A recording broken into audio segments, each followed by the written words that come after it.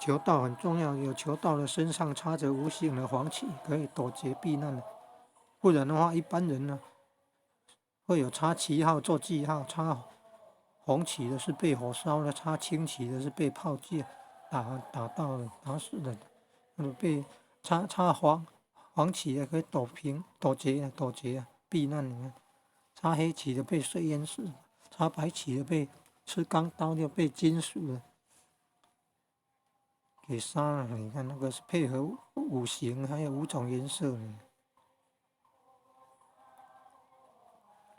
要求道德三宝心法，你看身上插了黄旗可以躲劫避难，然后还要修行吃素，立清口愿。